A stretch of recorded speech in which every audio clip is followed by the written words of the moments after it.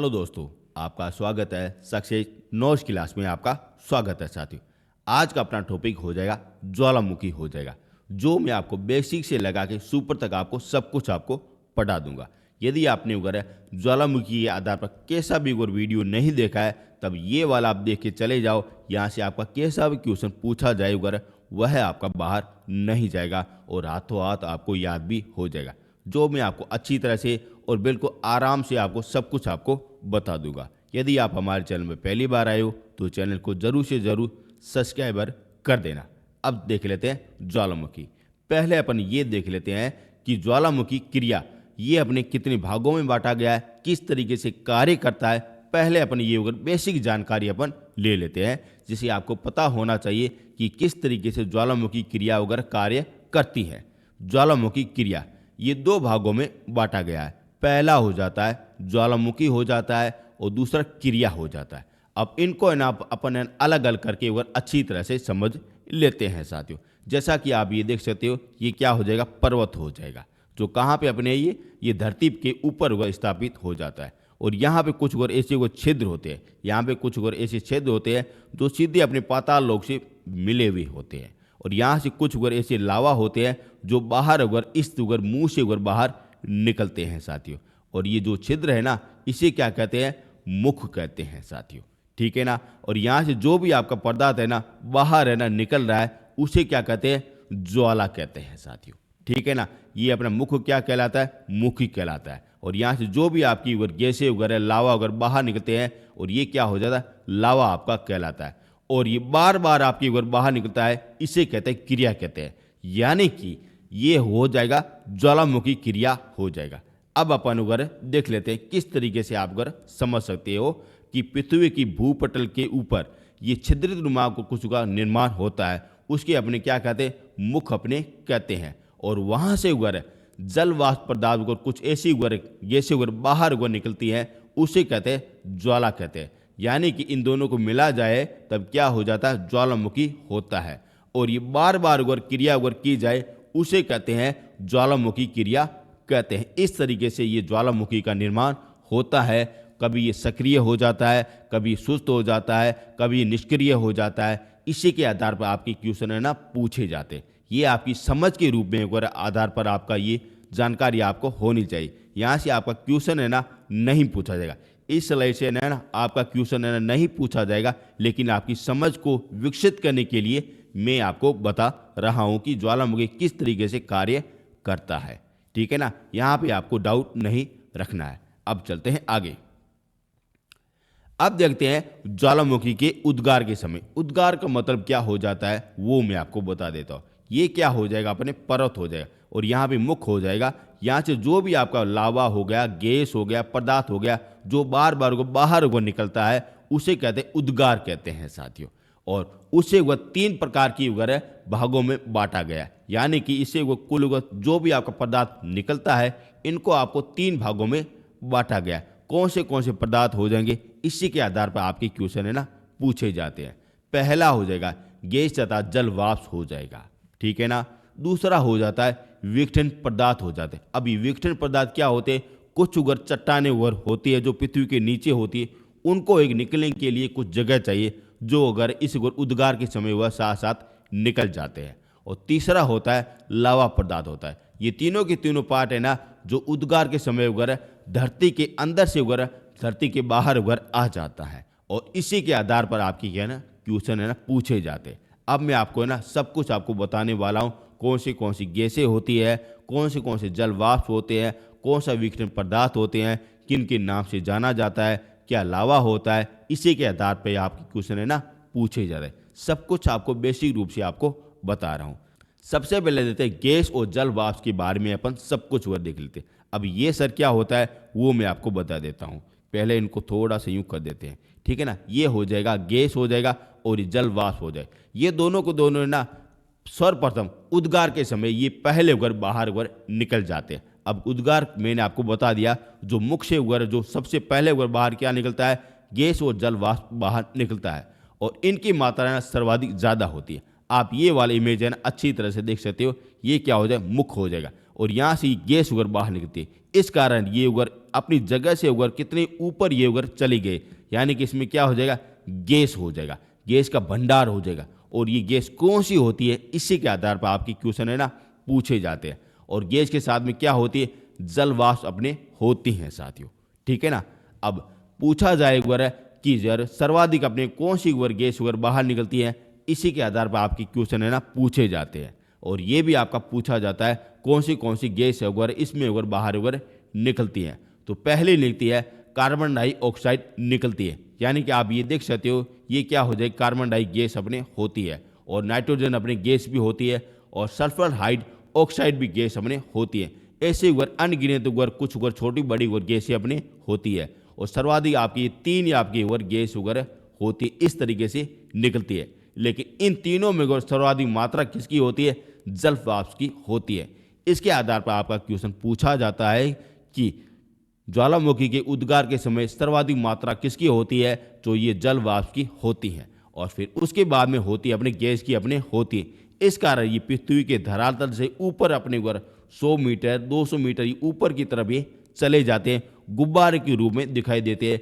किसके कारण दिखाई देते हैं, ये गैस भंडार के आधार पर ये दिखाई देते हैं। और ये आपका क्वेश्चन है ना पूछा जाता है कि ज्वालामुखी के उद्गार के समय कौन सी गैस उगर बाहर नहीं निकलती है, इसके आधार पर आपका क्वेश्चन है ना पूछा जाता है। अब कौन सी निकलती है वह आपको पता चल गया होगा, तो कौन सी नहीं निकलेगी वहाँ से आप अच्छी तरह से आप समाधान कर सकते हो। कौन सी निकलती है, CO2 निकलती है, NO2 निकलती है, और SO2 ये निकलती है, जो आपको पता होनी चाहिए साथियों, ठीक है ना। उद्गार के समय सबसे पहले उगर क्या बाहर निकलती है, गैस और जल वाष्प सबसे पहले उगर बाहर उगर निकलते हैं। और इनकी उगर मात्रा कितनी होती है, 60 से उगर 90% अपने देखने को मिलती है, ठीक है ना। इसी तरीके से आप ना अच्छी तरह से समझ सकते हो। डाउट है ना मत रखना, क्योंकि यहाँ से आपके ना क्वेश्चन है ना पूछे जाते हैं। आगे चलते हैं, अब देखते हैं विघटन पदार्थ देख लेते हैं। विघटन पदार्थ का मतलब क्या होता है, जो गैस और जल वाष्प होते हैं उनके साथ साथ में कुछ और ऐसी चट्टानें होती हैं, छोटे बड़े पत्थर होते हैं जो अलग अलग आकृति के रूप में होते हैं, उसे वह बाहर निकलते हैं। अब उनको क्या नाम से जाना जाता है, उसी के आधार पर आपके ना क्वेश्चन है ना पूछे जाते हैं। जैसा कि आप ये देख सकते हो, ये क्या हो जाएगा, गैस का गुब्बारा हो जाएगा, जो इस तरह ये बड़ा हुआ देखने को मिलता है। गैस है ना जो बाहर वो निकल जाती है, जल वाष्प वह बाहर वो निकलते जाते हैं। लेकिन यहाँ से ये छोटे होते यूँ इस तरीके से चट्टान वो बाहर वो इस तरीके से निकल जाती है। आप भी देख सकते हो ये क्या हो जाए, चट्टानों का रूप हो जाता है, जो पूरी तरह से पिघल जाता है। कहीं कहीं बड़े बड़े वो छेद होते हैं, कहीं कहीं छोटे अपने ऊपर पत्थर अपने देखने को मिलते हैं। उसे क्या कहते हैं, विघटन पदार्थ कहते हैं। और उनको किस किस नाम से जाना जाता है, वहाँ से आपके ना क्वेश्चन है ना पूछे जाएंगे। और ये पहले अगर गैस अगर बाहर निकलती है, फिर आपके ये विघटन पदार्थ ये बाहर निकलते हैं। अब देखते हैं कितने रूप में ये बाहर निकलते हैं, वो अपन देख लेते हैं। यहाँ पे लिखा गया धूल के कण और बड़े बड़े चट्टानें यहाँ से उगर सम्मिलित हो जाती हैं, जैसा कि मैंने आपको बता दिया। अब क्या क्या नाम से जाना जाता है वह आपके लिए इम्पोर्टेंट हो जाएगा। और इनको है ना अच्छी तरह से आप ना रट देना, क्योंकि यहाँ से आपके क्वेश्चन ना पूछे जाएंगे। किस तरीके से पूछे जाएंगे वो भी मैं आपको बता दूंगा। पहले देखते हैं लावा के समय उगर, यानी कि उद्गार के समय उगर बड़े बड़े चट्टानें उगर बाहर उगर निकलती है, इस मुख से उगर बाहर निकलती है, तो उसे क्या कहते हैं, बम अपने कहते हैं। वेरी इंपॉर्टेंट है, पूछा जाता है कि ज्वालामुखी उद्गार के समय बड़ी बड़ी चट्टानें उगर उद्गार के समय बाहर निकलती हैं, उसे क्या कहते हैं, बम अपने कहते हैं। या आपसे सीधा ही पूछा जाता है बम किससे संबंधित हो जाएगा, तो ये ज्वालामुखी से संबंधित हो जाएगा, या बड़ी बड़ी चट्टानों से संबंधित हो जाएगा, जो उद्गार के समय अगर बाहर अगर निकलती हैं। इस तरीके से ये बाहर अगर निकलती है, जो धीरे धीरे ये नीचे की तरफ ये आ जाती है, बड़ी बड़ी चट्टानें ये होती हैं, ठीक है ना। डाउट है ना मत रखना, क्योंकि यहाँ से आपके क्वेश्चन है ना पूछे जाते। नेक्स्ट देख लेते छोटी छोटी चट्टानें। अब ये तो बड़ी हो गई चट्टानें, अब देखते छोटी अपनी चट्टानें देख लेते। इसे क्या कहते हैं, इसे कहते हैं टप कहते हैं साथ। क्या कहते हैं, टप अपने कहते हैं। टप का मतलब होता है छोटी चट्टानें होती है, और बम का मतलब होता है बड़ी चट्टानें होती है, जो उद्गार के समय बाहर अगर निकलती है।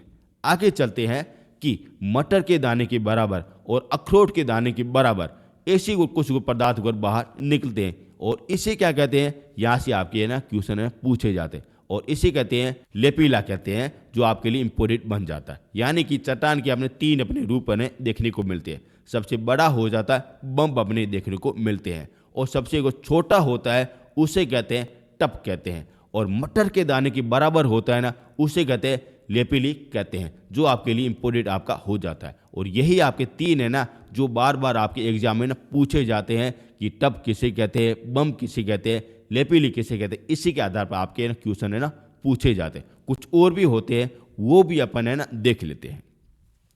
अब देखते हैं त्रिकोण के आकार के समान होते हैं। त्रिकोण का मतलब होता है इस तरीके से, ये त्रिकोण का होता है इस तरीके से त्रिकोण के समान। कुछ ऐसे भी पदार्थ होते हैं, कुछ ऐसे पत्थर भी होते हैं। आपने वो देखा होगा कि आपके आसपास में कुछ और ऐसे भी और पत्थर होते हैं, उसको और क्या कहते हैं, ये भी आपका क्वेश्चन है ना पूछा जाता है। तो इसे कहते हैं बर्शिया कहते हैं। वेरी इंपॉर्टेंट है, ये भी आपका है ना कुछ है ना अलग लेवल के आधार पर आपका पूछा भी जाता है। वेरी इंपॉर्टेंट है, ठीक है ना। ये हो गया बड़ा हो गया, ये छोटा हो गया, और ये मटर के दाने के बराबर हो गया, और त्रिकोण के आधार पर हो गया। किस नाम से जाना जाता है, वहीं से आपका है ना क्वेश्चन है पूछा जाता है। आगे चलते हैं।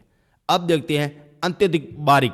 अत्यधिक बारीक कैसा हो जाएगा, जैसे आप अगर आटा उगर देखा होगा, कोई उगर रेत उगर देखी होगी, जो बिल्कुल बारीक बारीक होती हैं, उसे क्या कहते हैं, राख और उगर धूल के कण अपने कहते हैं साथियों।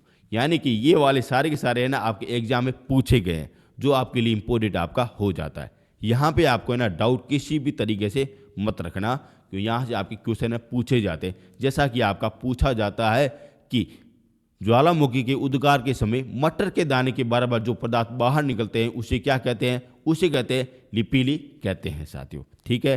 त्रिकोण के समान की आकृति को क्या कहते हैं, उसे कहते हैं बृषिया कहते हैं साथियों। इस तरीके से आप है ना क्वेश्चन है ना पूछे जाते हैं, जो आपके लिए इंपॉर्टेंट है। दूसरा, इस तरीके से क्वेश्चन पूछा भी जा सकता है कि बम किसे संबंधित हो जाएगा, पर्वत से हो जाएगा, ज्वालामुखी से हो जाए, नदिया से हो जाएगा, या किसी अन्य से हो जाएगा। तब आपका आंसर क्या होना चाहिए, ज्वालामुखी होना चाहिए। इसी तरीके से आपका है ना क्वेश्चन है ना पूछा जाता है। मैं आपको सब कुछ आपको बता रहा हूं। आगे चलते हैं।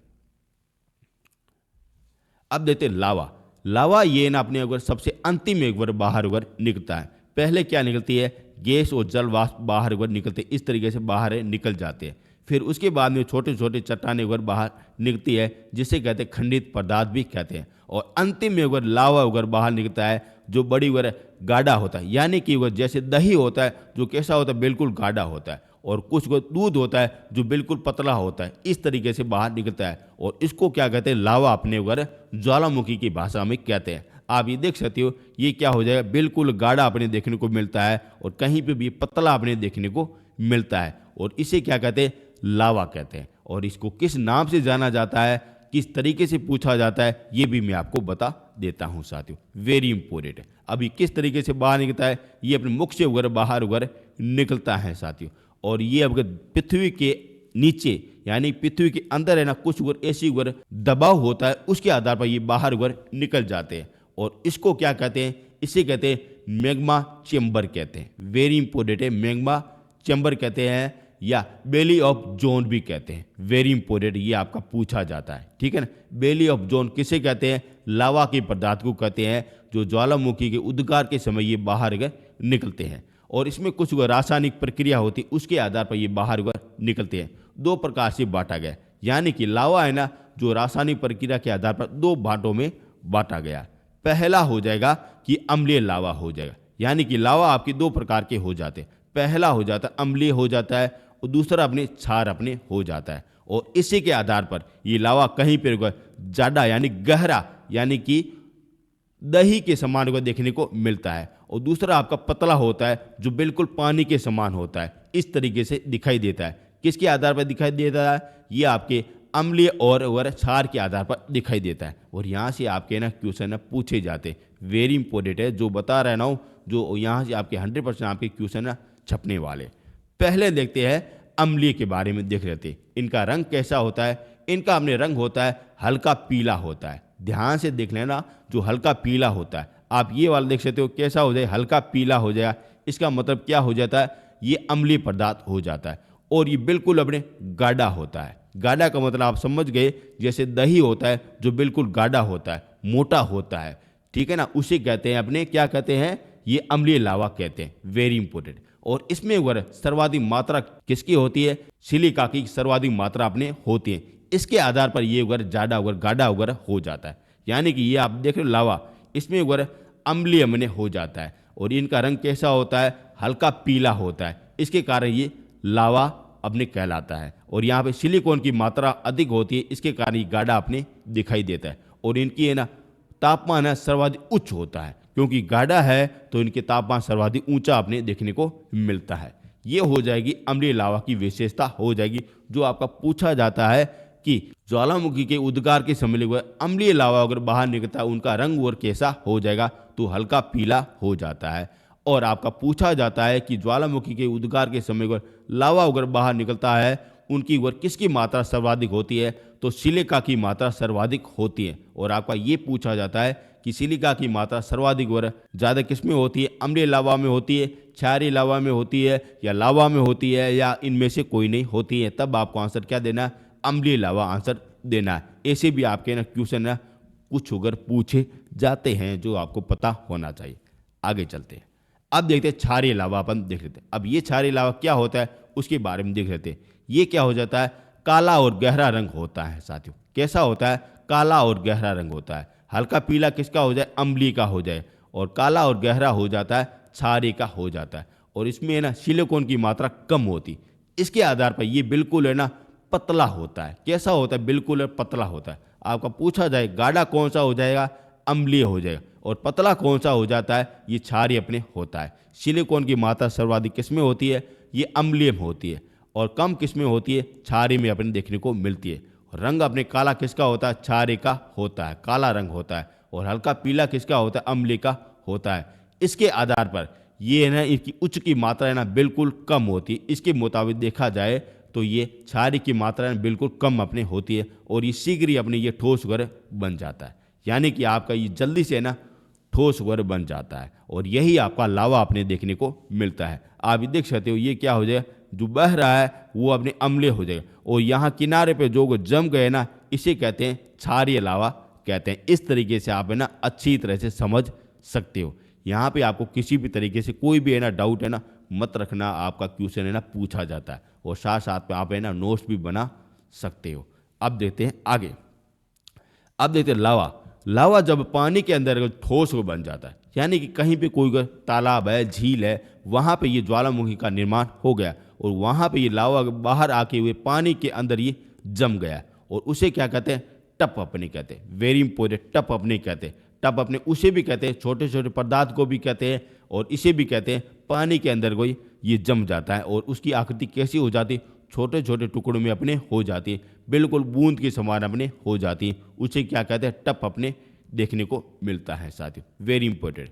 और ये कुछ अपने ऐसा लावा होता है जो धरातल के ऊपर ही जम जाता है, ठोस अपने हो जाता है, जो छिद्रित दांत अपने होता है, उसे क्या कहते हैं, ये भी आपका क्वेश्चन पूछा जाता है, और उसे कहते हैं पिरियोसी मिस कहते हैं। वेरी इंपॉर्टेंट है, ये भी आपका क्वेश्चन है पूछा जाता है साथियों। टप आखिर किसे कहते हैं और पिरियोसी मिस अपने किसे कहते हैं। यानी कि जमीन की धरातल के ऊपर ये अपने क्या हो जाए, धरातल, और यहाँ पे जो ये लावा है जम गया ना एकदम से धीरे धीरे ठंडा हो गया है, उसे कहता है पिरियोसी मिस कहते हैं। वेरी इंपॉर्टेंट है, ये आपका क्वेश्चन है ना पूछा जाता है। अब आपको यहाँ पे किसी भी तरीके से कोई भी डाउट है ना मत रखना कि ज्वालामुखी के उद्गार के समय कौन से 3 पदार्थ है ना बाहर निकलते हैं।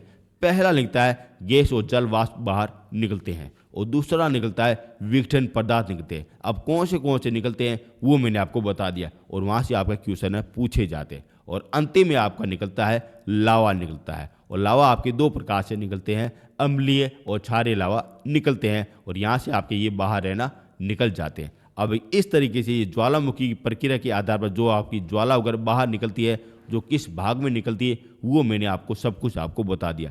यहाँ पे आपको है ना डाउट है ना मत रखना। अब चलते हैं आगे। अब देखते हैं ज्वालामुखी उद्गार के कारण हम देख लेते हैं। वेरी इंपॉर्टेंट है, मैंने आपको बता दिया कि उद्गार क्या होता है, लेकिन इनका कारण क्या हो जाएगा कि पृथ्वी के धरातल से ना ये लावा को बाहर आता है, क्यों आता है बाहर वो मैं आपको बता रहा हूँ, और यहाँ से भी आपके ना क्वेश्चन ना पूछे जाते हैं। ये मुख्य रूप से 4 भागों में बांटा गया है। अब कौन से हो जाते हैं ये आपको पता होना चाहिए। पहला देखते थे भूगर्भ में अधिक तापमान होना साथियों। वेरी इंपॉर्टेंट, ये क्या हो जाएगी, पृथ्वी अपनी हो जाएगी। और यहाँ पे बीच में क्या हो जाता है, कोर अपने देखने को मिलता है जो बिल्कुल अपने गर्म अपने होता है, बिल्कुल गर्म, ऐसा गर्म होता है आप सोच भी नहीं सकते, इतना ये गर्म अपने देखने को मिलता है। और यहाँ से कुछ गैसें इस तरीके से बनती है और यहाँ से बाहर अगर अपने निकलने के लिए कुछ अगर रास्ता चाहिए, इस कर यहाँ पे अपने क्या हो जाता है, छेद अपने हो जाता है और यहाँ से ये गैस अगर बाहर निकल जाती है। यानी कि पहला कारण क्या हो जाएगा कि पृथ्वी के धरातल के अंदर अत्यधिक ताप के होने के कारण ये उगर बाहर उगर निकल जाता है। दूसरा कारण होता है अत्यधिक ताप और दबाव के कारण ये लावा का निर्माण हो जाता है, उत्पन्न अपने हो जाता है। यानी कि कोर होता है, इनके चारों तो अपने क्या हो जाता है, लावा अपने बन जाता है। यानी कि अम्लीय और क्षारीय का अपने कुछ उगर गाढ़ा उगने बन जाता है। अब इनको है ना निकलने के लिए क्या चाहिए, जगह चाहिए, जो अपने ये ज्वालामुखी से बाहर ये निकल जाते हैं। ये भी अपने कारण अपने देखने को मिलता है। तीसरा कारण हो जाता है गैस और जल वाष्प का उत्पादन होता है। यानी कि जब ये दबाव आ जाता है, घर्षण आ जाता है, ताप आ जाता है, उसे क्या हो जाता है, गैस का निर्माण हो जाता है, जल वाष्प का निर्माण हो जाता है। और ये भी सारे कुछ को दबाव अपने डालते हैं, ज्वालामुखी के ऊपर डालते हैं, तो इनके छेद से ये बाहर उगर निकल जाते हैं।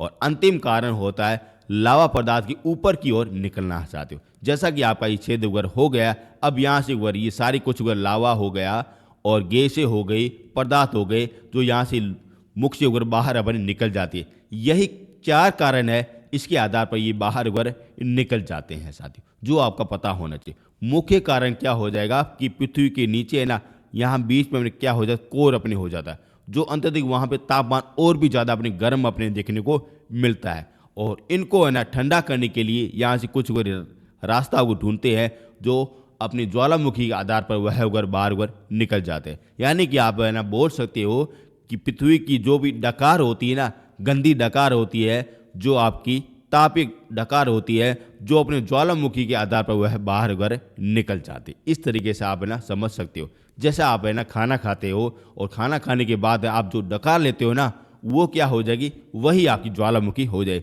जैसे पृथ्वी है ना, उसके अंदर क्या हो जाता है, पूरी तरह खाना पच जाता है, फिर उसके बाद में उनकी गैस है ना बाहर वो निकलने लगती है साथ, और डकार के रूप में वह निकलने लगती है। और अपने उसे क्या नाम दिया है, ज्वालामुखी नाम अपने दिया है। यानी कि टेम्परेचर को मेंटेन करने के लिए ये ज्वालामुखी का निर्माण हुआ है साथियों। ठीक है ना, पूछा जाता है। अब मैं आपको जो है ना सिद्धांत बता रहा हूँ, वहाँ से आपको ना अच्छी तरह से पता होना चाहिए। पहले अपन ये देख रहे हैं, अत्यधिक अपनी संरचना देख रहे थे। पृथ्वी के अंदर जो इतना तापमान अधिक होता है, क्यों होता है, जैसा कि मैंने आपको है ना सब कुछ आपको पहले वाले वीडियो में बता दिया था। यहाँ पे आप देख सकते हो कि 32 मीटर पर एक टेम्परेचर तापमान अधिक अपने बढ़ जाता है। यानी कि जब भी आप पृथ्वी की धरातल ये आप क्या हो जाए, पृथ्वी हो जाए, जैसे ये क्या हो जाए, कोर हो जाए, यहाँ पे ये टेम्परेचर कितना हो जाता है, 7000 टेम्परेचर अपने हो जाता है। और जस्ट ये थोड़ा सा बाहर आते हैं तब क्या हो जाए, 5000 अपने हो जाता है। और ये सारे क्या हो जाता है, लावा अपने देखने को मिलता है साथियों। और ये इनके लावा के पास ये पूरी क्या बोले भूपट्टी हो जाती है, और इनका भी टेम्परेचर अपने क्या होता है, 2000 अपने देखने को मिलता है। लेकिन यहाँ की पृथ्वी के धरातल के ऊपर क्या होता है, पानी अपने देखने को मिलता है, और इनका टेम्परेचर बिल्कुल अपने 0 अपने देखने को मिलता है। अब यहाँ से ना सीधा अपने छेद करके वह बाहर उगर निकल जाते, और यही कारण होता है कि ये ज्वालामुखी का निर्माण होता है। अब आप देख सकते हो ये क्या हो जाए, कोर अपने हो जाएगी, जो बिल्कुल अपने इतनी गर्म होती है। आप देख सकते हो 7000 सेंटीमीटर अपने तापमान होता है, जो बिल्कुल ज़्यादा अपने देखने को मिलता है। यहाँ अपने राजस्थान में 50 डिग्री टेम्परेचर होता है, तब वो फूल पत्ते वो सारे को सूख जाते हैं, पानी भी सूख जाता है। लेकिन यहाँ पे पृथ्वी के अंदर कितना हो जाए, 7000 अपने को टेम्परेचर होता है। और आप समझ सकते कितनी अपनी गर्मी अपने पृथ्वी के अंदर अपने देखने को मिलती है। और ये सारी कुछ गर्मी है ना, इनको संतुलन करने के लिए ये ज्वालामुखी के आधार पर ये बाहर उगर निकल जाते हैं। यही आपके है जो आपके लिए इम्पोर्टेंट आपका बन जाता है। पृथ्वी के नीचे जो गर्मी है ना, इनको बाहर निकलने के लिए एक रास्ता चाहिए, जो अपने पर्वत के माध्यम से मुख से उगर बाहर उगर निकल जाता है। यही इनका इम्पोर्टेंट कारण अपने हो जाता है। दूसरा मैंने आपको बता दिया कि ये अगर लावा उगर का निर्माण होता है, गैस का निर्माण होता है, इससे ये बाहर उगर निकल जाते हैं। प्रमुख कारण अपने यही आपने देखने को मिलता है कि पृथ्वी का टेम्परेचर बहुत ज़्यादा होता है, इनको बाहर निकालने की रास्ता हो जाता है। अब देखते हैं सिद्धांत अपन देख लेते हैं, जो वेरी इंपॉर्टेंट, उसके आधार पर ये है ना मुख का निर्माण भी होता है, वो मैं आपको बता देता हूँ। अब देखते हैं प्लेट वतनी सिद्धांत अपन देख लेते हैं, वेरी इंपॉर्टेंट है। इसी के आधार पर ना ज्वालामुखी का निर्माण होता है। अब किस तरीके से होता है वो भी मैं आपको ना बता देता हूँ, वेरी इंपॉर्टेंट। और ये किसने शख्स ने दिया था, वहाँ से भी आपका क्वेश्चन ना पूछा जाता है। और ये अपने सिद्धांत दिया था हरि हेस ने दिया था, यानी कि हरि हेस अपने क्या हो जाए, महोदय हो जाएंगे, उसने ये सिद्धांत दिया था जो बिल्कुल सटी अपने देखने को मिलता है। और ये क्या कहता है कि ये क्या हो जाए, पृथ्वी अपने हो जाती है, जो अपने अलग अलग प्लेटों के आधार पर अंदर ये बनी हुई, यानी कि पहले क्या हो जाए, कोर हो जाएगी, फिर ये अपने क्या हो जाए, लावा हो जाता है, और ये भूपटल हो जाता है, और इनके ऊपर ये सारी कुछ पर्वत अपने हो जाता है। यानी कि ये क्या हो जाए, प्लेटें अपने देखने को मिलती हैं जो अलग अलग टुकड़ों में अपने देखने को मिलती हैं। और इनको है ना 3 भागों में बांटा गया है साथी। और इसी के आधार पर जो भी आपकी भूपटल हो गया, यहाँ पे प्रक्रिया अपने देखने को मिलती है। जैसा आप ये देख सकते हो, पृथ्वी अपने हो जाता है, और यहाँ पे कुछ ऐसी कोई प्लेटें होती है, इस तरीके से कुछ प्लेटें होती है जो कभी दाएं जाती है, कभी बाएं जाती है, कभी ऊपर जाती है, कभी नीचे जाती है। अब क्यों जाती है वो भी मैं आपको बता देता हूँ। यहाँ पे क्या हो जाए, सूरज अपने हो जाता है, और यहाँ पे क्या हो जाता है, चंद्रमा अपने हो जाता है, और यहाँ पे ये गुरुत्वाकर्षण बल अपने लगाता है जो पृथ्वी को अपनी तरफ ही खींचने की कोशिश करता है। और यहाँ पे अपने सूरज हो जाता है, और ये भी अपनी पृथ्वी को अपनी तरफ ही खींचने की कोशिश करता है। इस कारण कुछ प्लेटें ना इस तरफ ही घिसक जाती है, और कुछ प्लेटें ऊपर इस तरीके से घिसक जाती है, और पृथ्वी के अंदर खुद का अपने ऊपर बल होती है, उसे कहते गुरुत्वाकर्षण बल कहते हैं। और ये आमने सामने ये दोनों टकराते, इस तरीके से टकराते, और ये घर्षण के आधार पर ये ना प्लेटें कभी दाएं जाती है, कभी बाएं अपने जाती है। मैं आपको अलग से ना इनका वीडियो ना अच्छी तरह से आपको बता दूंगा कि पृथ्वी की संरचना किसके आधार पर हुई है, जो मैं आपको बता दूंगा साथियों। यहाँ पे आपको इतना है ना ध्यान रखना है कि अगर प्लेट वतनी सिद्धांत में कुल अपने 3 भागों में बांटा गया, और उसके आधार पर ये ज्वालामुखी का उद्गार का मौका अगर मिल जाता है, वहाँ से ये गैस उगर बाहर निकलती है। पहली प्लेट होती है अपने अगर अब सारी प्लेट होती हैं साथियों, वेरी इंपॉर्टेंट। अब सारी प्लेट कैसे होती है, आप ये देख सकते हो, ये वाली देख सकते हो अब सारी प्लेटें, यानी कि एक ये रही प्लेट रही, और ये आपकी दूसरी प्लेट रही साथियों। और यहाँ पे क्या हो जाता है, बिल्कुल दरार आ जाता है, यानी कि एक तरफ यहाँ पे चंदा मामा हो गया, और यहाँ पे सूरज मामा हो गया, और ये दोनों तरफ एक तरफ खींचने की कोशिश करते हैं, तब ये दोनों खींचते हैं, तब ये प्लेट है ना पूरी तरह बीच से ना टूट जाती, इस तरीके से टूट जाती है, और टूट जाती है तब यहाँ से दरार हो जाती है, मुख का निर्माण हो जाता है। और यहाँ पे अपने पृथ्वी पड़ी है, यहाँ के अंदर बिल्कुल गर्मी है, और यहाँ से धीरे धीरे बाहर अपने देखने को मिलती है। इस तरीके से ये है ना लावा है ना बाहर उगर आ जाता है। अब सारी प्लेटों के आधार पर ये उगर बाहर उगर आ जाता है, ठीक है ना, ये भी आपके लिए इंपॉर्टेंट बन जाता है। और दूसरा होता है अब भी सारी प्लेट होती है साथ, जो इस तरीके से होती है, आप ये देख सकते हो इस तरीके से, जैसे ये हो जाए प्लेट अपने अंदर की तरफ जा रही है, और दूसरी प्लेट ये अंदर की तरफ जा रही है, और दोनों में क्या होता है, टकरार अपने हो जाता है, इस तरीके से टकरार अपने हो जाता है, और बीच में क्या हो जाती है, दरार अपने आ जाती है। और जब ये दरार अगर आ जाती है तभी नीचे की ओर धंसने ये लग जाता है, और यहाँ से नीचे की ओर धंसता है तो ये अपने ऊपर की ओर ये दिखाई देता है, ये क्या हो जाए, पर्वतमाला का निर्माण हो गया। और यहाँ से क्या हो जाता है, ये अपने गैसीय वगैरह बाहर उगर निकल जाते, यानी कि यहाँ से क्या बन गया, पर्वत अपने बन गया है, और ये कमजोर अब जगह अपने हो गए, और यहाँ से ये लावा है ना पूरी तरह से मुख से उगर बाहर उगर आ जाता है। और ये किसके कारण होता है, अब भी सारी प्लेटों के आधार पर होता है साथियों।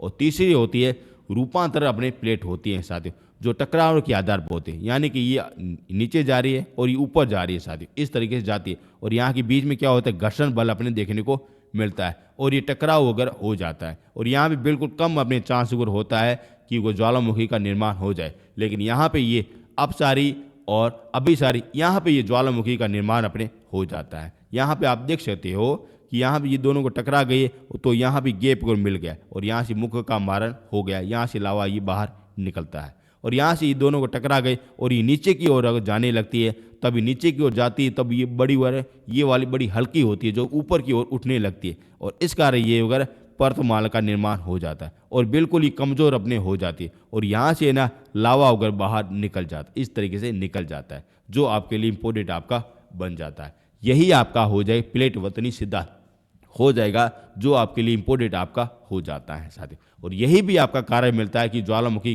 किस तरीके से कारण अपने देखने को मिलता है, ठीक है ना। मैंने आपको उद्गार के समय जो भी आपके पदार्थ बाहर निकलते हैं वो भी मैंने आपको बता दिया। अब मैंने आपको बता दिया कि ज्वालामुखी के कारण क्या हो जाएंगे, ये मरने का कारण क्या हो जाए, वो भी मैंने आपको बता दिया। अब मैं आपको बताऊंगा संरचना, यानी कि ज्वालामुखी की क्या क्या संरचना होती है, कैसी कैसी आकृति होती है, उसी के आधार पर आपका क्वेश्चन है ना पूछा जाता है। सब कुछ आपको बता रहा हूँ, यहाँ से आपका एक भी क्वेश्चन बाहर नहीं जाएगा। यदि आपको मेरा कंटेंट, मेरे नोट्स आपको अच्छे लगे तो चैनल को ज़रूर से ज़रूर सब्सक्राइब कर देना। कम से कम 10 लोगों को ज़रूर से ज़रूर है ना शेयर कर देना, इतनी मेरी रिक्वेस्ट है। बाकी आप अगर सब कुछ अगर समझदार हो, आप शेयर ज़रूर से ज़रूर कर सकते हो। अब देखते हैं आगे। अब अपन देख लेते हैं कि ज्वालामुखी की आकृति देख लेते हैं कि ज्वालामुखी जब उगर आता है ना तो उस समय कैसी कैसी आकृति बनती है। वहीं के आधार पर आपका ना क्वेश्चन 100% आपका पूछा जाता है। वो यहाँ से छपने वाला क्वेश्चन है और इस स्लाइड को है ना अच्छी तरह से नोट करना है ना, यहाँ से आपका 100% आपका क्वेश्चन है ना पूछा जाता है। कुछ उगर ऐसी आकृति होती है जो धरती के अंदर होती है और कुछ उगर ऐसी आकृति होती है जो धरती के बाहर होती है, और वहीं से आपका है ना क्वेश्चन है ना पूछा जाता है। आप साथ साथ में नोट्स है ना जरूर से जरूर बना देना, यहाँ से आपके 100% आपके क्वेश्चन है ना छपने वाला क्वेश्चन है। पहले लेते आकृति। आकृति अपनी दो प्रकार की होती है। ज्वालामुखी जब उगर आता है ना तो अपनी दो प्रकार की आकृति बनाता है साथियों। अब कौन सी होती है वो मैं आपको बता देता हूँ। पहली होती आंतरिक अपने ज्वालामुखी हो जाता है, यानी कि पृथ्वी का धरातल कौन सा हो जाएगा, ये वाला पार्ट हो जाएगा। आप देख सकते हो ये कौन सा हो जाएगा, पृथ्वी का धरातल हो जाएगा। जो इसी बाहरी ओर आकृति होती है उसे कहते हैं बाहरी आकृति कहते हैं। जो अपने धरातल के अंदर होता है, ये यहाँ पे देख सकते हो ये क्या हो जाए, आकृति हो जाती है जो अपने ज्वालामुखी की आकृति होती है। ये भी अपने आकृति इस तरीके से होती है, ये भी अपने आकृति होती है जो धरातल के अंदर होती है। और इनको है ना किस किस नाम से जाना जाता है, वहीं से आपका क्वेश्चन है ना पूछा जाता है। और ये वाली आकृति कौन सी हो जाएगी, आंतरिक हो जाती है। और ये बाहर की तरफ जो भी आप देख रहे हो ये सारे कुछ उगर है, ये आपके उगर बाहरी अपनी आकृति होती है। और इनको है ना किस किस नाम से जाना जाता है, वहीं से आपका क्वेश्चन है ना पूछा जाता है। सारा कुछ मैं आपको डिटेल बाई डिटेल बता रहा हूँ, और ध्यान से अच्छी तरह से सुनना और नोट्स है ना जरूर से जरूर है ना बना देना, ठीक है ना। यहाँ पे आपके ना डाउट है ना मत रखना, क्योंकि यहाँ से आपका 100% आपका क्वेश्चन है ना छपने वाला है। सबसे पहले देखते हैं आंतरिक अपने संरचना देख लेते हैं। आंतरिक अपने ज्वालामुखी देख लेते हैं किस तरीके से बनाए जाते हैं, किस किस नाम से हो जाते हैं, वहाँ से आपका क्वेश्चन है पूछे जाते हैं साथियों। जब मैग्मा जब गोरे पृथ्वी की धरातल से गोरे बाहर निकलने की कोशिश करता है तो वो अपने बीच में ना ठंडा हो जाता है इस तरीके से। जैसे ही मान लीजिए यहाँ से ये कोर हो जाएगा और यहाँ से ये मैग्मा आ जाता है तो ये बीच में बिल्कुल ठंडा उगर हो गया। जैसे ये रहा, यहाँ पे ये मैग्मा पूरी तरह से ठंडा हो गया, बीच में ये वह उगर ठंडा हो गया और उनकी उगर आकृति वह बन जाती है, ठीक है ना। ये वाला आपका क्वेश्चन नहीं पूछा जाएगा कि ये क्यों उगर ठंडा होता है, किस तरीके से होता है, ये आपका कभी भी नहीं पूछते हैं। आपका ये पूछा जाता है कि इनके आकृतियों के क्या क्या नाम हो जाते हैं, उसी के आधार पर आपका क्वेश्चन है ना पूछा जाता है, जो मैं आपको बता रहा हूँ। ध्यान से सुनना, फिर से कह रहा हूँ ध्यान से सुनना, क्योंकि पूछा जाता है। सबसे पहली आकृति होती है लोकातिक्त होती है साथियों। कौन सी आती है, लोकातिक्त होती है। इनका मतलब क्या हो जाता है कि गुब्बाराकार के समान होती है साथियों। जैसे आप ये वाला देख सकते हो, ये क्या हो जाएगी, पृथ्वी के अंदर पार्ट हो जाएगी जो गुब्बारे के आकार में होती हैं साथियों। और इसको क्या कहते हैं, लोकातिक्त कहते हैं। वेरी इंपोर्टेंट, क्या कहते हैं, लोकातिक्त कहते हैं। यह अवतल दर्पण के समान होती है। आप देख सकते हो जैसे ये गुब्बारा हो गए इस तरीके से बना होती है। और आपका सीधा सा क्वेश्चन पूछा जाता है कि ज्वालामुखी की कैसी आकृति हो जाएगी जो गुब्बारा नुमा हो जाएगी, तो लोकातिक्त हो जाती है। ऐसे आपके क्वेश्चन ना पूछे जाते हैं, ठीक है ना, इंपोर्टेंट है। ये आकृति हो जाएगी लोकातीत हो जाएगी जो गुब्बारा नुमा की आकृति हो जाती है, पूछा जाता है। अब जैसे दूसरी आकृति अपन देख लेते हैं जो हो जाएगी कि तिरछी नुमा हो जाएगी। वेरी इंपोर्टेंट, तिरछी नुमा हो जाएगी। कौन सी हो जाएगी आकृति, ये आप देख रहे हो, जैसे कोई नाव हो जाएगी इस तरीके से आकृति हो जाती है। जैसे उत्तल अपने दर्पण हो जाता है उस तरह से आकृति अपने हो जाती है। और इसे क्या कहते हैं, लेपोतिक कहते हैं। वेरी इंपोर्टेंट, क्या कहते हैं, लेपोतिक कहते हैं। और ये दोनों के दोनों आपके ना इंपोर्टेंट है, पूछे जाते हैं, ठीक है। लोकोतिक क्या हो जाता है, गुब्बारा नुमा आकृति हो जाता है। और लोपोपतिक क्या हो जाता है, एक तसरी नुमा आकृति हो जाता है, नाव के समान हो जाता है, जहाज के समान हो जाता है। आपके ऐसे ही क्वेश्चन आपके पूछे जाते हैं, ठीक है ना। दोनों के दोनों आपको है ना आकृति ना याद में रखनी चाहिए। आगे चलते हैं। अब देखते हैं फैकेलेटी। ये क्या चीज़ होती है, सर्पनुमा आकृति की होती है साथियों। वेरी इंपॉर्टेंट पूछा जाता है। मान लीजिए यहाँ से अगर आकृति इस तरीके से बनाई गई, इस तरह सांप की नुमा इस तरीके से बनाई गई और ये बीच में बिल्कुल ठंडा हो गया और ये क्या हो जाएगा, लावा हो जाएगा। और ये वाली आकृति कैसी हो जाती है, ये कहते हैं फेकोलिथ कहते हैं। कैसी होती है, सर्पाकार होती है, एक तरंग के समान होती है, जो बीच में होकर बिल्कुल ठंडा हो गई, इस तरीके से ठंडी हो गई और ये क्या हो जाएगी, एक सांप नुमा हो जाएगी। और इसकी आकृति को क्या कहते हैं, फेकोलिथ कहते हैं। वेरी इंपॉर्टेंट है, ये आपका पूछा जाता है। तीसरी नुमा कौन सी हो जाएगी, लोकोथिक हो जाएगी। और अपनी गुब्बारा नुमा कौन सी हो जाएगी, लोकोथिक हो जाएगी। और अब सांप के समान हो जाए, फेकोलिथ हो जाए। नाम भी बड़े अजीब है, बिल्कुल समान आपको दिखाई दे रहे होंगे, लेकिन मामूली सा अंतर है। इसके आधार पर आपका क्वेश्चन है ना पूछा जाता है। ठीक है ना, मैंने आपको बता दिया है, इनको है ना आप है ना नोट कर देना, पूछा जाएगा।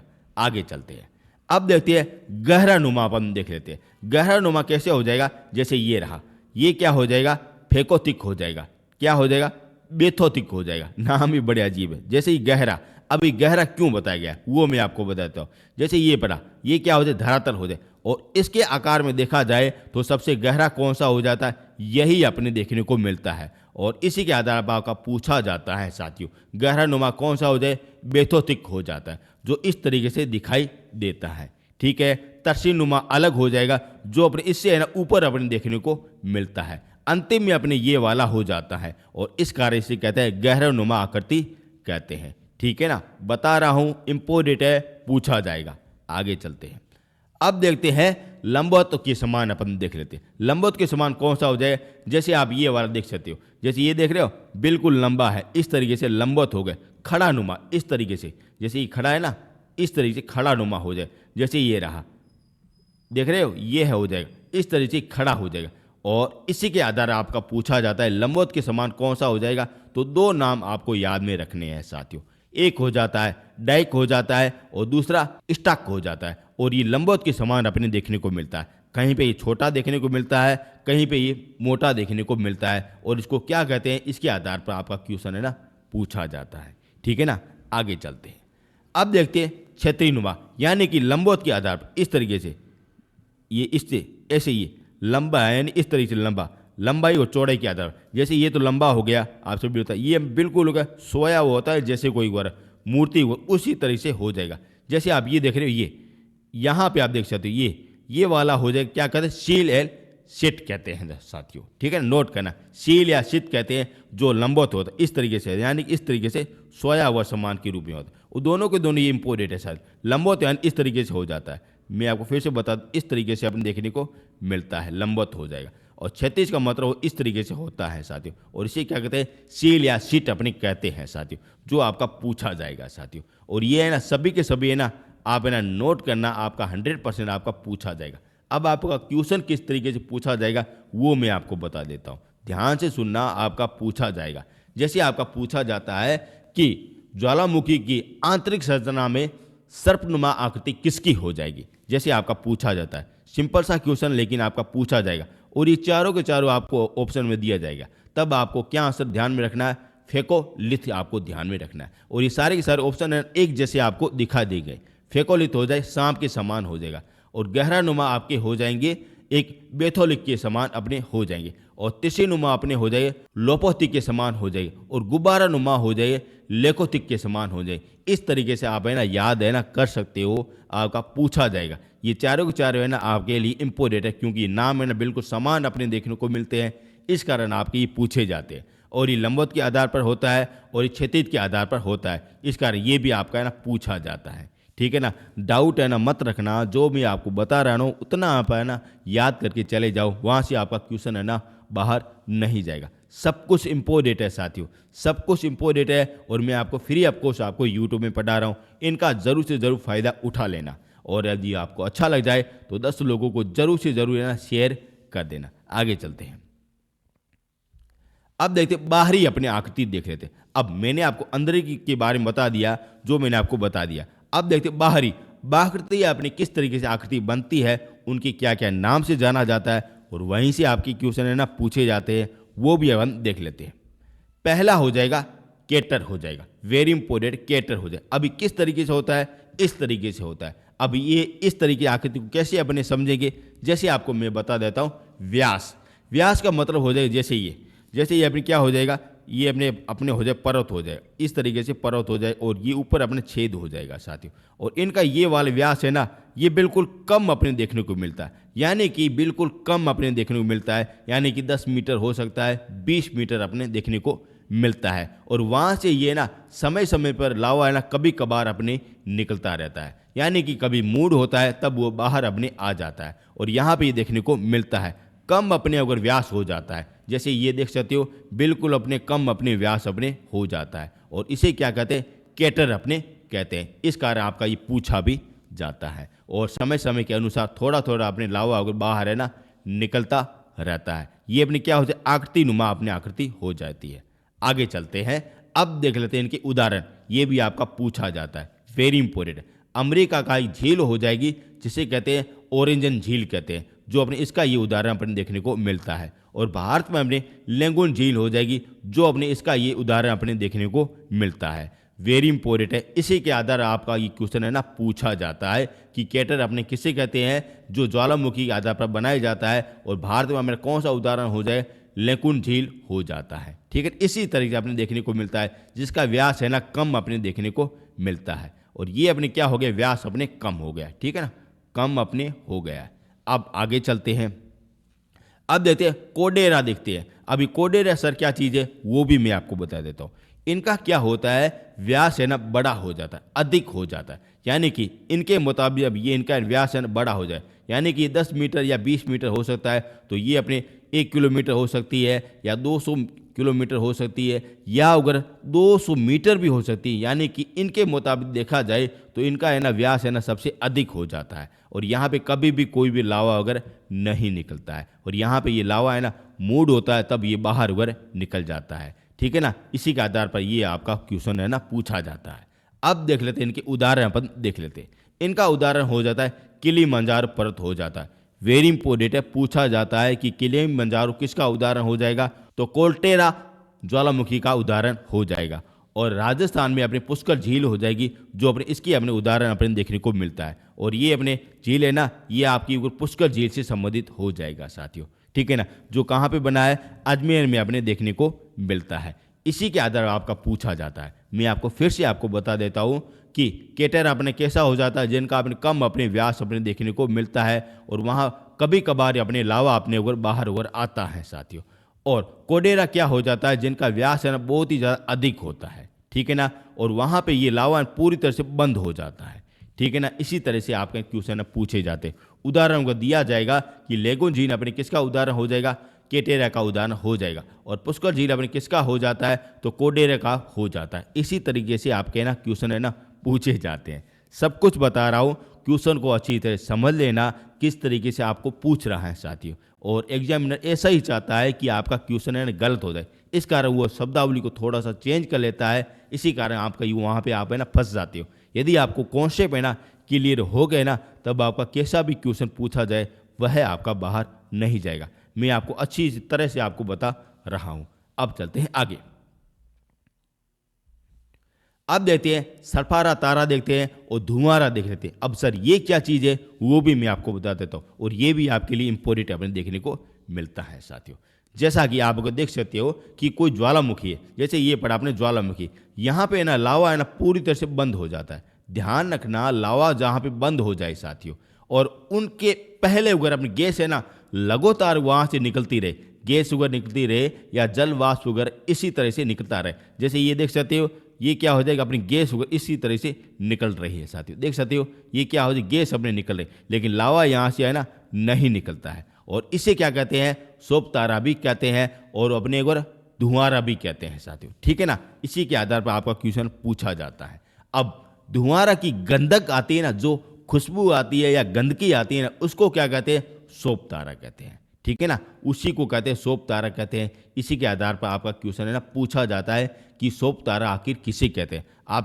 आप तो ब्रह्मांड में चले जाओगे, लेकिन उनका आंसर कहाँ पे हो जाएगा, ज्वालामुखी में हो जाता है साथियों। जिसे कहते धुआंरों की घाटी भी कहते हैं, धुआंरों की गंधक होती है, स्मेल होती है, बदबू होती है, उसे कहते हैं सोप तारा कहते हैं। इसी तरीके से अपने हो जाता है, और ये आपके लिए इम्पोर्टेंट है, पूछा जाता है।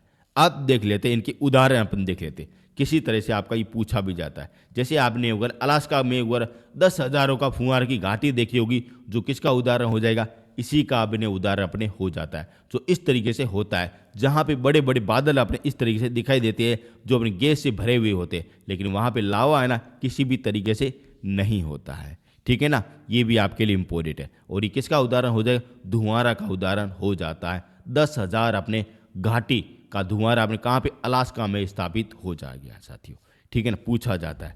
और भी है, जैसे आपका न्यूजीलैंड का हो जाएगा, उसे कहते हैं वाइट टापू धुआंरा भी कहते हैं, जो कहाँ पे, न्यूजीलैंड में स्थापित है। जो अपने इनका अपने उदाहरण अपने देखने को मिलता है। तीसरा अपने देखते हैं ईरान में देखते हैं, और ईरान में अपने एक सुल्तान का धुआंरा हो जाएगा जो यहाँ पे देखने को मिलता है। और ये तीनों की तीनों फैक्ट है ना, आप है ना ध्यान में रखना, आपका पूछा जाता है किन के उदाहरण हो जाएंगे, ये अपने सोप तारा के उदाहरण हो जाएंगे या धुआंरा के उदाहरण हो जाएंगे, जो यहाँ पे ये स्थापित अपने देखने को मिलता है। आगे चलते हैं, अब देखते हैं गीजर के बारे में। हम देखे थे गीजर का मतलब क्या हो जाता है, वो मैं आपको बताऊं। विभिन्न समय अंतराल, यानी कि यहाँ पे आप चीज़ नोट करना, विभिन्न यानी कि कभी कभार। ये क्या हो जाए, कंटिन्यू अपने अगर यहाँ से है ना गैस अगर बाहर निकलती रहती है, यानी कि आज निकली कल निकली परसों, यानी कंटिन्यू आपको 365 दिन यहाँ से बाहर होकर निकलती रहती है। और लेकिन ये साल में कभी कभार अपने देखने को मिलता है, एक बार, दो बार, तीन बार अपने देखने को मिलता है। तो इसे क्या कहते हैं, गीजर अपने कहते हैं साथियों। और इसी के आधार आपके क्वेश्चन पूछा जाता है, यानी कि समय के अंतराल के आधार पर ये डिवाइड किया गया है। यहाँ पे समय का अंतराल कभी कभार देखने को मिलता है, और यहाँ पे कंटिन्यू अपने देखने को मिलता है। और कंटिन्यू देखने को मिलता है इसे धुआंरा कहते हैं, और कभी कभार देखने को मिलता है इसे कहते हैं गीजर अपने कहते हैं। इसी के कारण ये आपका पूछा जाता है। दोनों में आप अंतर अच्छी तरह से समझ गए होंगे। ये हो जाएंगे 365 दिन हो जाएंगे, और ये कभी वीकली में, महीने में, इस तरीके से ये कभी कभार ये अगर गैस को निकालता रहता है। ठीक है ना, अब इसके देख रहे उदाहरण अपन देख रहे। सबसे अच्छा उदाहरण कौन सा हो जाए, अमेरिका में अपने हो जाता है, उसे कहते हैं फोर्ड थे लूप गीजर कहते हैं साथियों। ठीक है ना, पूछा जाता है। ठीक है ना, पूछा जाता है। अब आपको डाउट है ना, मत रखना क्या गीजर होता है क्या फुहारा होता है, दोनों की तुलना के आधार पर मैंने आपको बता दिया। और भी अपन उदाहरण अपन देख लेते हैं कि आइसलैंड में अपने हो जाएगा द ग्रेट चिल्लर हो जाएगा, और दूसरा हो जाए न्यूजीलैंड में हो जाएगा, उसे कहते हैं वाई मांडू गीजर हो जाएगा। नाम ही थोड़े अजीब है, बोलने में थोड़ी तकलीफ होती है, थोड़ा सा वो चला लेना, क्योंकि यहाँ से आपके क्वेश्चन ना पूछे जाते हैं। उदाहरण के आधार पर आपके पूछे जाते हैं कि ये वाला स्थान आपका दिया जाएगा, जो अपने किसका उदाहरण हो जाएगा, गीजर का हो जाएगा या फुहारे का उदाहरण हो जाएगा। यहाँ पे आपको ना डाउट है ना, मत रखना, आपका पूछा जाता है। ठीक है ना, आगे चलते हैं। अब देखते हैं जल गर्म स्रोत के बारे में देख लेते हैं। वेरी इंपॉर्टेंट है और बिल्कुल आसान सा है। जैसे आप ये देख सकते हो, क्या हो जाए, पर्वत हो जाए, इस तरीके से पर्वत हो जाए, और यहाँ पे ना लावा यहाँ पे आ गया और पूरी तरह से जम गया, इसी तरह से जम गया। अभी जम गया है ना, पूरी तरह अच्छी तरह से जम गया, और यहाँ क्या नीचे क्या होता है, गर्मी होती, इसी तरह की हीट अपनी होती। लेकिन यहाँ पे क्या आ जाता, पानी आ जाता है। यहाँ पे क्या आ गया, पानी अपने देखने को आ गया। और ये वाला स्रोत कैसा हो जाएगा, पानी बिल्कुल गर्म अपने देखने को मिलता है। बीच में क्या हो जाए, लावा अपने जम जाता है, और यहाँ पे क्या हो जाए, गर्मी अपने देखने को मिलती है। और यहाँ पे जो कुंड उगर बनता है, जो अपने इसी के आधार पर बनता है। और यहाँ पे जो पानी है ना, बिल्कुल इकट्ठा होता है, बरसात का पानी इकट्ठा हो जाता है, और वही आपका क्या हो जाता है, गर्म जाल स्रोत हो जाता है। जैसे आपका हो जाएगा राजगिर का सूर्य कुंड हो जाएगा, नानक कुंड हो जाएगा, यहाँ पे सूर्य कुंड हो जाएगा, और सीता कुंड हो जाएगा। और इसी तरह से अब जितने भी आपके कुंड है, गर्म के फुहारे अपने होते हैं, जो इसी के आधार पर होते हैं साथियों। और आपने सुना होगा कि ऐसी वो जगह है जहाँ पे अगर गर्म अगर पानी अगर निकलता है। क्यों निकलता है, क्योंकि यहाँ पे ना नीचे है ना लावा बिल्कुल जम गया, और नीचे ये पृथ्वी की गर्मी के आधार पर यहाँ पे ना गर्मी अपने हो जाती, इस कारण ये है ना गर्म पानी अपने देखने को मिलता है। यही कारण होता है, ज्वालामुखी कारण अपने होता है। कभी गैस का फुहारा बड़ा होकर आ गया ना, तभी लावा को है ना पूरी तरह तहस नहस करके जितने भी लोग हैं ना, इनकी ज़मीन के अंदर है ना चले जाएंगे साथियों, जल जाएंगे, बिल्कुल जल जाएंगे। इस कारण इससे कुंडों से है ना दूर होकर रहना, और इसके आधार पर आपके ना क्वेश्चन है ना पूछे जाते हैं।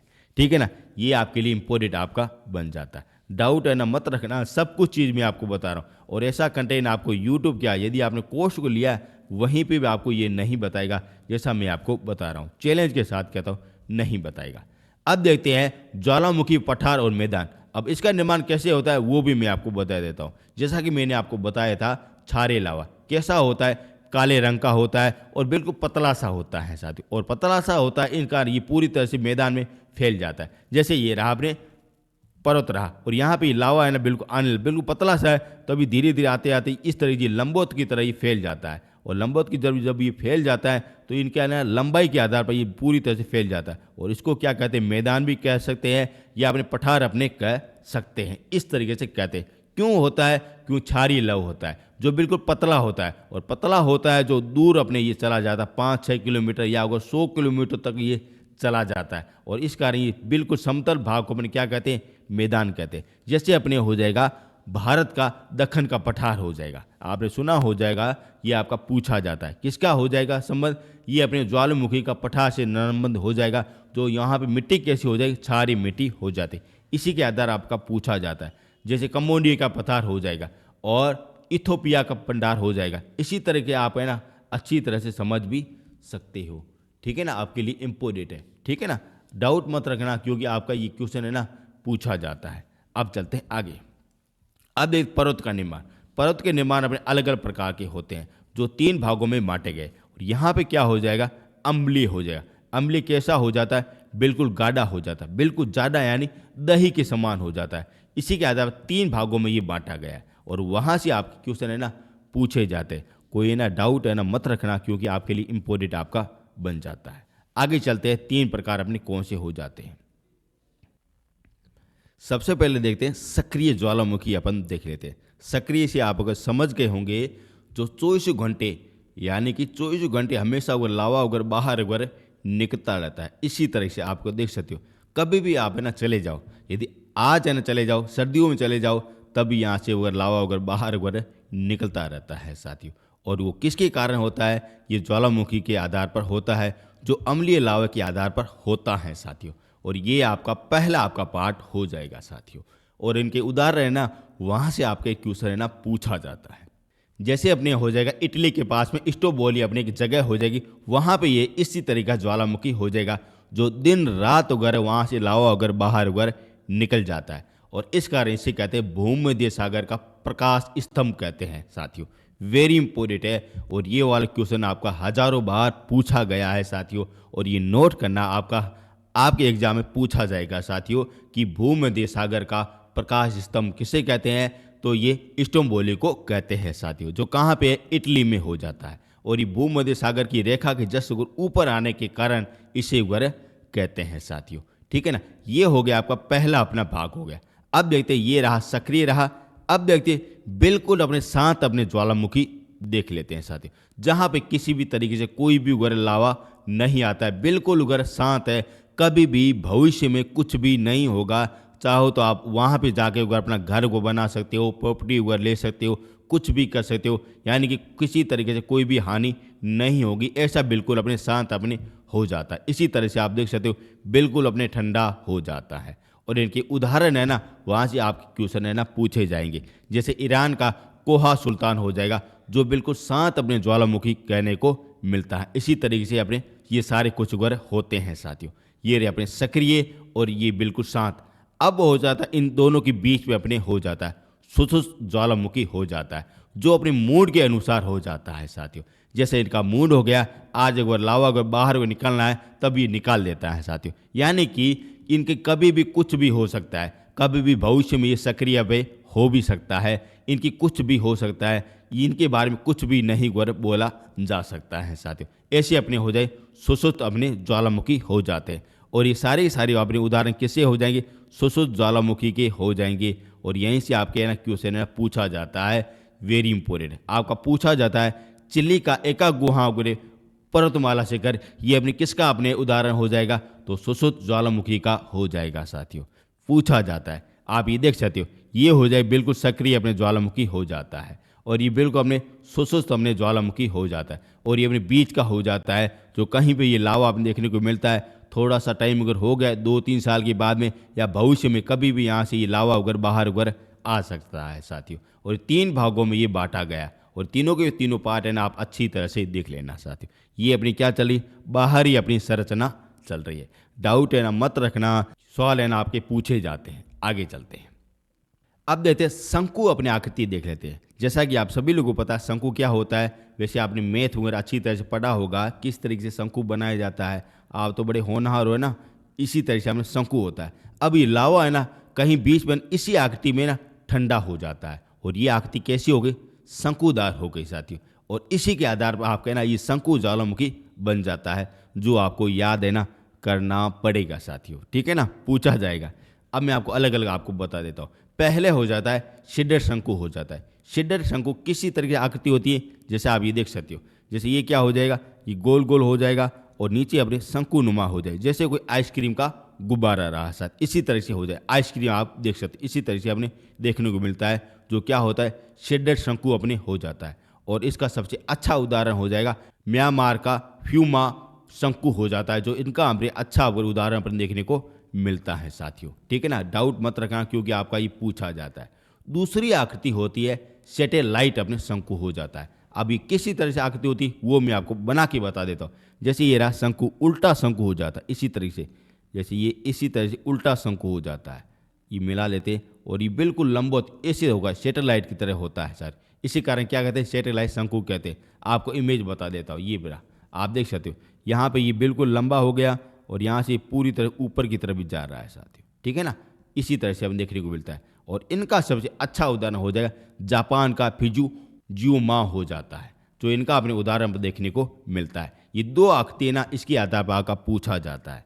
और बीच में बने हो जाती है मिश्रित शंकु हो जाता है, जो दोनों का मिश्रण अपने देखने को मिलता है, जो इसी तरह से अपने देखने को मिलता है। यहाँ ऊपर भी शंकु होता है, नीचे भी शंकु होता है और बीच में एक लंबी सी पतली सी एक अपने ऊपर लार होती है साथियों, जो मिश्रित हमें शंकु अपने देखने को मिलता है। और ये हो गई सारी की सारी बाहरी आकृति हो गई और आंतरिक मैंने आपको बता दी है साथियों। और यहाँ से आपका 100% आपका क्वेश्चन है ना पूछा जाएगा साथियों।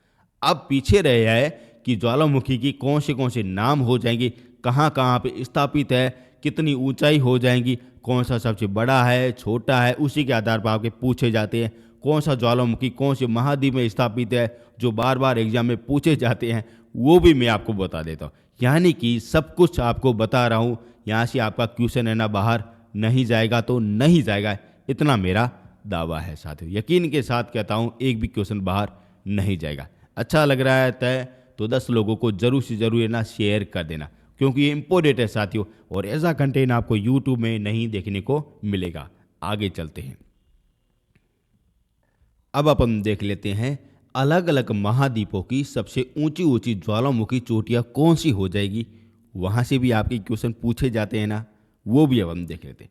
सारा कुछ मैंने आपको चार्ट के आधार पर आपके सामने रख दिया है, अब आपको याद में रखना है साथियों, ठीक है ना। सबसे पहले देखते हैं दक्षिणी अमेरिका देख लेते हैं साथियों। और यहाँ पे एक चोटी हो जाएगी जिसे कहते हैं एंडीज पर्वतमाला कहते हैं, जो आप सभी लोगों को पता है। और वैसे भी मैंने आपको ये ना सातों के सातों महाद्वीप है ना आपको यूट्यूब में ना फ्री ऑफ कॉस्ट आपको बता दिया। और इनकी सबसे ऊंची चोटी हो जाएगी ओजोस डे सलाडो हो जाएगी। नाम ही बड़े अजीब है लेकिन आपको याद रखना होगा। और कौन से देश हो जाए, चिली देश में हो जाता है, जो दक्षिणी अमेरिका की सबसे ऊंची चोटी हो जाती है, ठीक है ना। ज्वालामुखी के आधार पर मैं आपको बता रहा हूँ, ठीक है ना, ध्यान से सुना, ज्वालामुखी के आधार पर आपको बता रहा हूँ। अब देखते अफ्रीका की हो जाएगी किलिमंजारो हो जाएगी और यही इनकी सबसे ऊंची चोटी हो जाती है, जो कहाँ पे है, तंजानिया में स्थापित है। कितने मीटर हो जाएगी, जो आपके सामने ये पड़ी है साथियों। अब देखते यूरोप, अपन देख लेते हैं। वेरी इंपॉर्टेंट है, वानियों का देश हो जाएगा, यूरोप हो जाएगा, जो सबसे अच्छा अपने होगा देश यानी महाद्वीप मेरे को लगता है साथियों, ठीक है ना, सबसे अच्छा अपने हो जाता है। अब इनकी सबसे पर्वत हो जाएगी वह अपन देख लेते हैं। और वहाँ हो जाएगी कोकेसर हो जाएगी, परसेनी हो जाएंगी और वहाँ पे एल्बस अपने चोटी हो जाते हैं। और ये अपने हो जाती रूस में अपने हो जाती है, अल्बोस हो जाती, ठीक है ना, पूछा जाता है। अब देखते उत्तरी अमेरिका की, ये रही आपने ट्रांस मेक्सिकन ज्वालामुखी हो जाता है। ये क्या हो जाएगी, परसेनी हो जाती। और इनकी सबसे ऊंची चोटी हो जाए पिको डी ओरिजाबा हो जाता है, जो अपने उत्तरी अमेरिका की सबसे ऊंची अपने ज्वालामुखी चोटी हो जाती है, ठीक है। मेक्सिको में अपने हो जाती है। नाम ही कितना अच्छा है, मेक्सिकन सिटी हो जाएगा, कितने नाम अच्छे हैं, ठीक है ना। अब देखते एशिया, जो हमारा हो जाएगा। और यहाँ की सबसे ऊंची चोटी हमने ईरान में अपने देखने को मिलती है, उसे कहते हैं देमदम अपने कहते हैं साथियों। अब देखते हैं आगे, अब देखते हैं ऑस्ट्रेलिया। यहाँ पे अपने सबसे ऊंची चोटी कौन सा है, माउंट गिलीवे हो जाएगी साथियों, जो कहाँ पे पॉप गिनी में स्थापित हो जाएगी साथियों। और अंतिम में यहाँ पे कोई भी मानव वगैरह नहीं रहते, उसे कहते हैं अंटार्कटिका कहते हैं साथियों। और यहाँ की सबसे ऊंची चोटी हो जाएगी माउंट शेल्डेड हो जाती है। तो यहाँ पे ये सारी कुछ चोटियाँ हैं ना, इसी के आधार पर आपके ना क्वेश्चन ना पूछे जाते हैं। कहाँ की चोटी कहाँ पे अपने कौन से महाद्वीप में हो जाएगी, ये पड़े आपके सामने। कौन से देश में हो जाएंगी, ये पड़े आपके सामने। यहाँ से आपके ना क्वेश्चन है ना 100% आपके छपने वाले क्वेश्चन लेके ले लो। यहाँ से आपका 100% आपका छपने वाला क्वेश्चन है। अब मैं आपको कुछ अगर आगे भी आपको बता देता हूँ जो आपके लिए इम्पोर्टेंट हो जाए। अब देखते सक्रिय ज्वालामुखी। जैसा कि मैंने आपको बताया, सक्रिय ज्वालामुखी उसे कहते हैं जो दिन रात अगर लावा वगैरह निकलता रहता है साथियों, वह हो जाएगी सक्रिय ज्वालामुखी। जो कहाँ कहाँ पे स्थापित है, चोटियाँ हो जाएगी जो आपके सामने पड़े हैं साथियों। ये आपके लिए इम्पोर्टेंट अपने देखने को मिलते हैं। और मैंने आप ऊंचाई के आधार पर आपको बता दिए, ये आपके लिए इम्पोर्टेंट अपने हो जाता है। वेरी इंपॉर्टेंट है, ये आप अच्छी तरह से देख भी सकते हो साथियों। देख लो, यहाँ से आपका क्वेश्चन है ना छपने वाला क्वेश्चन है साथियों, ठीक है ना। आप अगर अच्छी तरह से देख लेना, ये आपके लिए इम्पोर्टेंट अपने हो जाता है, ठीक है ना। ये हो जाएगी सक्रिय ज्वालामुखी। अब आगे भी अपन देख लेते हैं। अब देखते मृत, यानी कि पूरी तरह से शांत अपने हो जाता है। कभी भी कोई भी अगर भविष्य में अगर कोई अगर लावा अगर कुछ अगर बाहर नहीं आ जाएगा, उनकी भी अपनी सूची अपन देख लेते। ये पड़ी आपके सामने को सूची, आप देख सकते हो। ये एक तरफ अपने हो जाएगी देश हो जाएंगे, एक तरफ इनकी ज्वालामुखी के नाम हो जाएंगे। देख सकते हो ये सारे के सारे अपने अगर आपके पूछे जाते हैं जो आपके लिए इम्पोर्टेंट अपने हो जाते हैं, ठीक है ना। यहाँ पे आपके ना सारे कुछ अगर इम्पोर्टेंट देख सकते हो, वेरी वेरी इंपॉर्टेंट है, ठीक है ना। सक्रिय बता दिए, मृत भी आपको बता दिए। अब आपको मैं बताता हूँ सुसुप्त अपनी ज्वालामुखी देख लेते, जो कभी मूड के अनुसार कभी भी वह सक्रिय वगैरह हो जा सकते हैं साथियों। अब वो पड़े आपके सामने ये सूची, पाँचों की पाँचों आपको याद में रखनी है। इसके आधार पर आपका ये पूछा जाता है, ठीक है ना। सुसुप्त अपने ये ज्वालामुखी हो जाते हैं। और ये हो गए आपके सारे के सारे ज्वालामुखी के आधार पर कैसा भी क्वेश्चन पूछा जाए ना, सब कुछ आपको बता दिया है साथियों। और ये सारी कुछ अगर आपको PDF है ना, हमारे वीडियो के डिस्क्रिप्शन के नीचे आपको लिंक मिल जाएगा, वहाँ से आप है ना डाउनलोड कर सकते हो साथियों। किसी भी तरीके कोई भी डाउट है ना नहीं रहेगा। और ये पड़े मेरे व्हाट्सएप नंबर, यहाँ से आप कॉन्टेक्ट भी कर सकते हो। मैंने आपको Indian history, Indian geography, Indian political study GK और वर्ल्ड ज्योग्राफी और साइंस की क्लास है, ये मैंने आपको सब कुछ आपको करा दिए। और जो भी आपका छोटा बड़ा कोई टॉपिक रहा है वो भी मैं आपको धीरे धीरे करा दूंगा। यदि आप ऐसा चाह रहे हो, कोई भी टॉपिक ऐसा है यदि मेरे से आप अगर पढ़ना चाह रहे हो, तो उनका भी आप कमेंट बॉक्स जरूर से ज़रूर बता देना, सर मैं ये वाला टॉपिक पढ़ना चाह रहा हूँ। तो वो मैं अगर नेक्स्ट वाले वीडियो में या कभी भी भविष्य में ज़रूर से ज़रूर बनाऊँगा, जिससे आपका वो अगर 100% आपका फ़ायदा हो जाएगा। इतनी मेहनत की है, इतना मैंने रिसर्च किया है, आपको इतना निवेदन है कि ये 10 लोगों को ज़रूर से ज़रूर है ना शेयर कर देना, ठीक है ना। अब मिलेंगे नेक्स्ट वीडियो में। Thank you so much.